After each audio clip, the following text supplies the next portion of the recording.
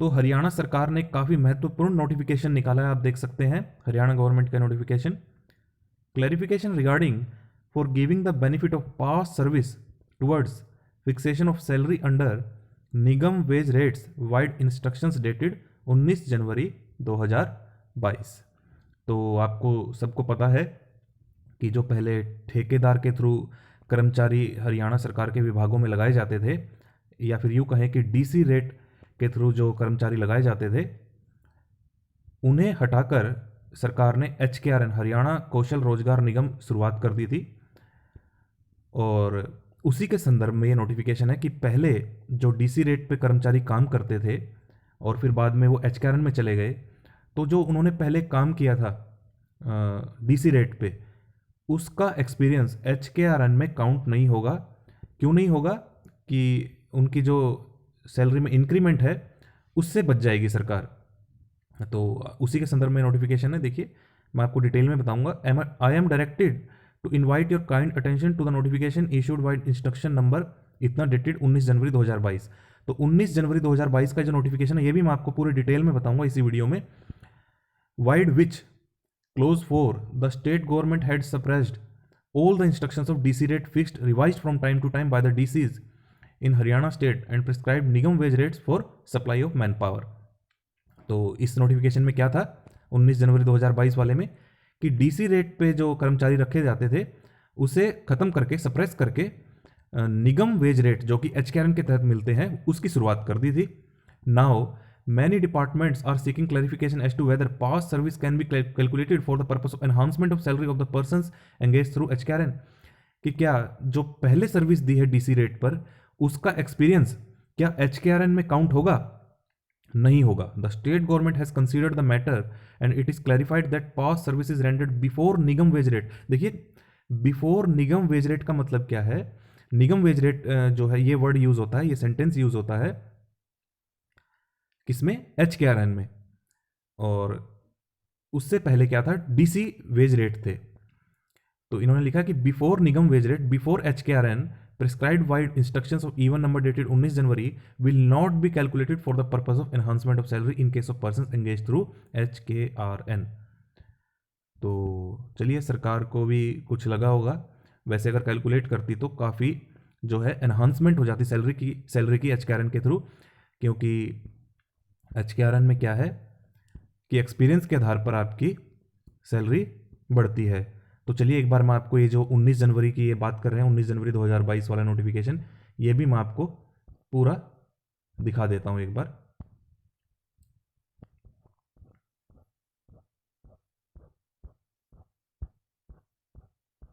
तो आपको अच्छे से समझ आ जाएगा कि सरकार अब इस नोटिफिकेशन के माध्यम से क्या कहना चाहती है।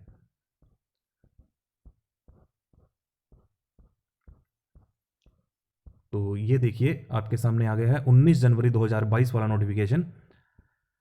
Haryana Kaushal Rozgar Nigam prescription of Nigam wage rates for supply of man power.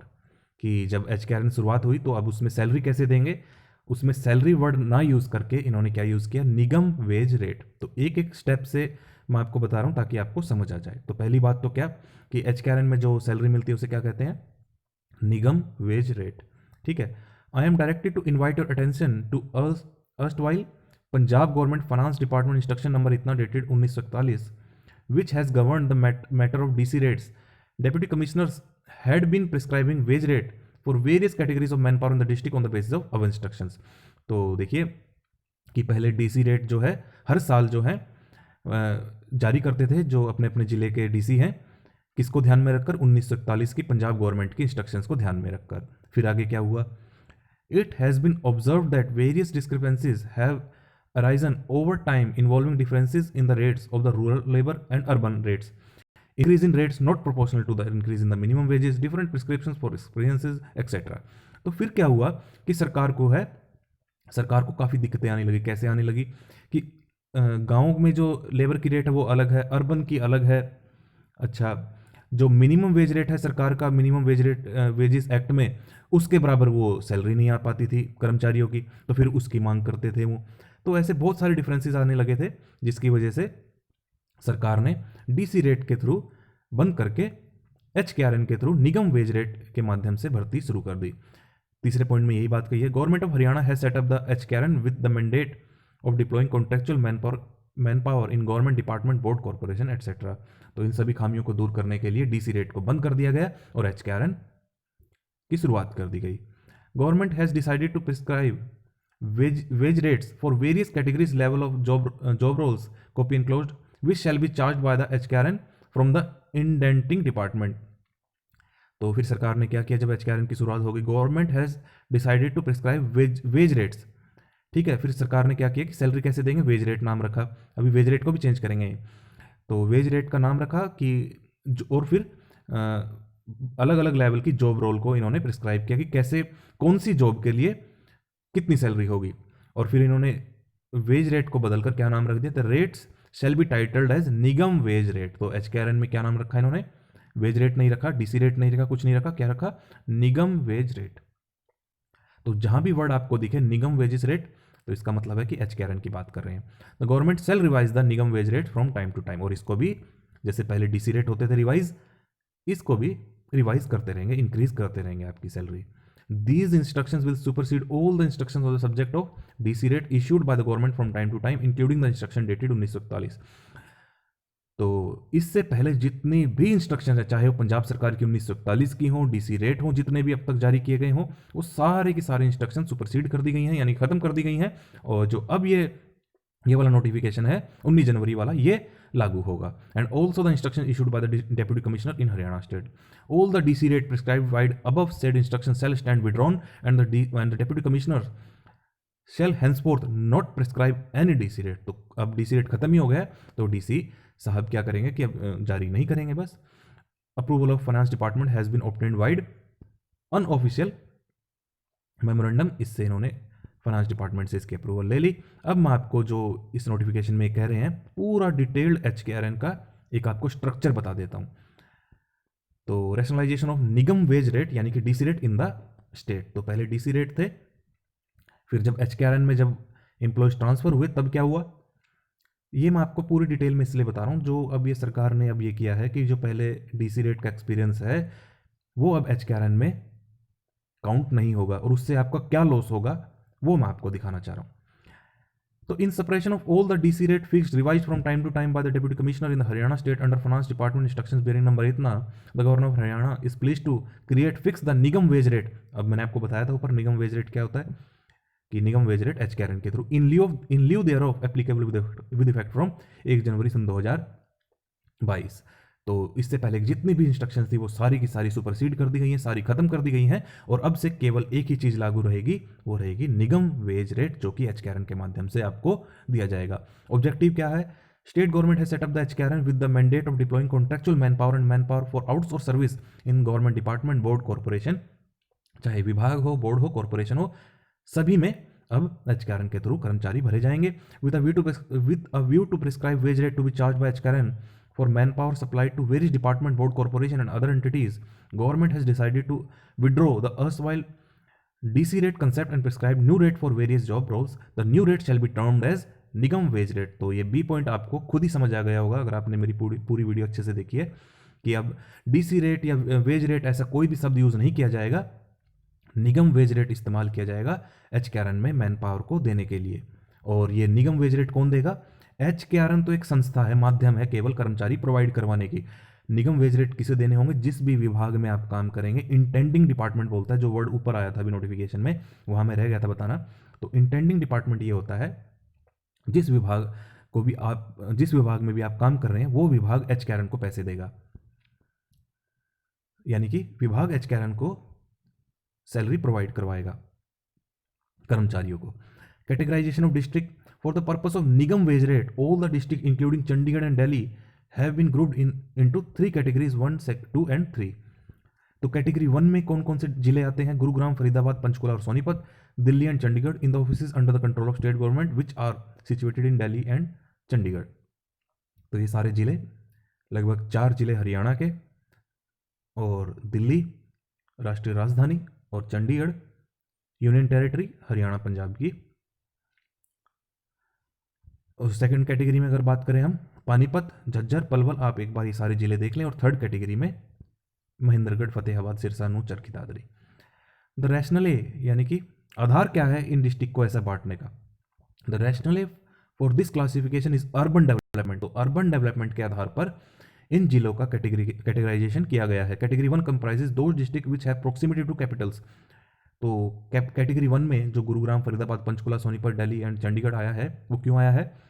क्योंकि इनकी प्रोक्सिमिटी है कैपिटल से, दिल्ली और चंडीगढ़ के पास है, इसलिए इन्हें कैटेगरी 1 में रखा गया है। या फिर और दे आर मेट्रोपॉलिटन सिटीज़, या फिर वे मेट्रोपॉलिटन सिटीज़ हैं। और मेट्रोपॉलिटन सिटीज़ क्या क्या होते हैं? जिनकी जनसंख्या 10 लाख से अधिक है। और the cities are approaching metropolitan status, या फिर ऐसे जिले हैं ये गुरुग्राम, फरीदाबाद, पंचकुला, सोनीपत जो कि मेट्रोपॉलिटन स्टेटस को जल्द ही पूरा कर लें, यानी कि 10 लाख से अधिक जनसंख्या हो जाएगी। वैसे तो फरीदाबाद की तो आप बात ही ना करें, जनसंख्या काफ़ी ज़्यादा है हरियाणा में, तो इसलिए उसको कैटेगरी 1 में रखा गया। कैटेगरी 3 की अगर बात करें तो हम comprises those districts which have low cost of living, और category 2 comprises those districts which fall neither in category 1 nor in category 3. Classification of job role, job role की क्लासिफिकेशन कैसे की है? Various kind of job role have been classified into 4 level. 4 level में है, 1 2 3 4। Level 1 में include job role listed in annexure ए।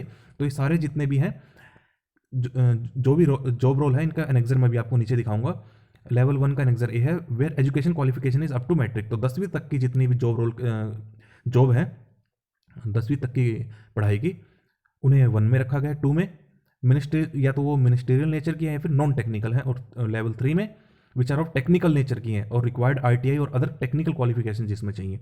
और level 4 की job कौन सी है? Where essential qualification is graduation and above, जहाँ पर ग्रेजुएशन या फिर उससे अबव मांगी गई है। Where an organisation wishes to engage a person to perform a particular job role, reference can be made to the exist to identify the level in which the job role shall fall. तो अगर किसी company को पता नहीं लग रहा है कि कौन से लेवल में फॉल करेंगे, तो एनेक्सर पूरे नीचे दिए गए हैं, वहाँ पर देख लें तो उन्हें पता चल जाएगा कि किस प्रकार के कर्मचारी उन्हें चाहिए। तो अब इसका एक एग्रीगेट टेबल बना दिया है कैटेगरी का और लेवल का। कैटेगरी 1 में जो डिस्ट्रिक्ट थे फरीदाबाद, गुरुग्राम, सोनीपत, तो अगर वो लेवल 1 में आते हैं तो 17,520 आपकी वेज रेट रहेगी। 2 3 ऐसे ही देख लीजिए, कैटेगरी 2 और कैटेगरी 3 के लिए चारों लेवल में। The new Nigam wage rate based upon methodology describe above for various classifications of job roles in level 1 to 4 in 3 categories of district including weightage for experience have been indicated in table B below. अब experience के आधार पर जो है आपकी salary बढ़ेगी। अगर आप कैटेगरी 1 के डिस्ट्रिक्ट में हैं और आप लेवल 1 की जॉब लेते हैं, यानी कि 10वीं पास तक की, और आपका एक्सपीरियंस 0 से 5 साल का है, तो 17,520। और अगर आपका 5 से ज़्यादा है और 10 तक है तो 19,272, यानी कि 10% का इंक्रीज़। अगर उससे भी ज़्यादा है तो फिर 20% का इंक्रीज़। तो यहाँ पर आपका लॉस होगा, जो मैं आपको ये पूरी कहानी मुझे बतानी पड़ी आपको। तो जो आपने डीसी रेट पे जब काम किया, मान लीजिए आप 10 साल काम करके आए, तो वो यहाँ पर काउंट नहीं होगा, आपको फ्रेशर माना जाएगा। आपका सिर्फ जो एक्सपीरियंस एचकेआरएन में अब काउंट हो रहा है, केवल वही काउंट होगा। मान लीजिए आपको एचकेआरएन में काम करते हुए 1 साल हो गया, तो आपको सिर्फ 1 साल ही हुआ है, आपका 1 साल का ही एक्सपीरियंस माना जाएगा। यहाँ पर इस टेबल में आपका वो काउंट करने के लिए क्या सैलरी कितनी रहेगी। तो ये लॉस है जिसके लिए मुझे आपको पूरी कहानी बतानी पड़ी।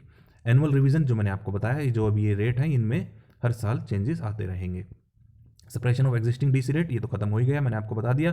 ट्रीटमेंट ऑफ डिस्क्रिपेंसी, अगर डिस्क्रिपेंसी आती है कि डीसी रेट से अगर एचकेआरएन में ट्रांसफर हो रहा है कर्मचारी, फिर क्या होगा? Where new rate is higher the deployed person shall be paid the new rate. तो पहले डीसी रेट में 18,000 थी, अब मान लीजिए एचकेआरएन में 19,000 है तो 19,000 मिलेगी। Where new rate is lesser the deployed person shall be paid the existing wage as per the district DC rate which shall be considered the Nigam wage rate. तो where new rate is lesser, अगर जो नया rate एचकेआरएन में कम है तो क्या होगा? The deployed person shall be paid the existing wages as per the district DC rate which shall be considered the, तो वही आपको रेट पुराने वाला ही दिया जाएगा, क्यों? अगर एचकेआरएन का रेट कम है। Where new rate is lesser, HKRN का कम है तो आपको जो पहले ज़्यादा मिलता था, मान लीजिए एचकेआरएन में अब आपकी सैलरी बन रही है 19,000, अब डीसी रेट पे 22,000, 23,000, 25,000 ले रहे थे, तो आपको पुराने वाला ही रेट मिलेगा और उसे नया मान लिया जाएगा। क्लैरिफिकेशन, अगर कोई क्लैरिफिकेशन देनी पड़ गई सरकार को तो कौन देगा? इन सारे नोटिफिकेशन पर then the organization through administrative department concerned can approach the office of chief secretary to government of Haryana in general administration department। तो ये क्लैरिफिकेशन दे देगा। अब ये एनेक्सर है कि लेवल 1 पर कौन कौन सी जॉब फॉल करती हैं। टाइप ऑफ जॉब रोल आप देख सकते हैं, एनिमल अटेंडेंट, या फिर शॉर्ट में अगर कहें एनिमल केयर वर्क का अगर काम करना है तो मैट्रिक पास होगा, तो लेवल 1 की जॉब है। ऑफिस एसोसिएट ये सारी देख लीजिए, attendant photostat machine bearer, class attendant, ये सारी जो है 10वीं तक की है मैट्रिक लेवल की, और लेवल 1 में फॉल करती हैं। देख लीजिए आप, बार्बर, कोबलर, कंस्ट्रक्शन वर्कर। अब कंस्ट्रक्शन वर्कर से मुझे याद आया कि मैंने एक वीडियो भी बनाया अभी, एचकेआरएन के थ्रू विदेश में भेज रही है सरकार, मैंने अपने चैनल पर डाल दिया है। जैसे आप वीडियो सेक्शन में जाएंगे आपको पहला ही वीडियो मेरे चैनल पर मिल जाएगा, इसके डलने के बाद सेकंड नंबर पे हो जाएगा वो, तो आप उसे ज़रूर देखें। इसराइल, दुबई और इंग्लैंड सरकार भेज रही है कंस्ट्रक्शन वर्कर, सिक्योरिटी गार्ड, और एक और है स्टाफ नर्स, तो आप अप्लाई कर सकते हैं। तो ये देखिए काफ़ी सारे जॉब रोल है लेवल 1 के।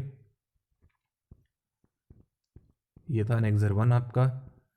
अब बात करते हैं नेक्सर 2 की, लेवल 2 जिसमें मिनिस्ट्रियल नेचर या फिर नॉन टेक्निकल नेचर की जॉब है, office executive, development associate, revenue associate, conductor, driver, ये सारी इसके बाद जो है सब कैटेगरीज इनकी है, इतनी सारी पोस्ट हैं 12। नेक्सर 3 जो टेक्निकल है, ITI diploma, other technical qualification चाहिए, रेवेन्यू एग्जीक्यूटिव।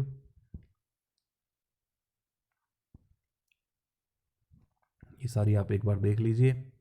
अब लेवल 4 की बात करें जहाँ पर ग्रेजुएशन या फिर उससे हायर एजुकेशन चाहिए, teaching faculty, project management profession, account professional, architecture professional, ये सारे लेवल 4 में फॉल करते हैं।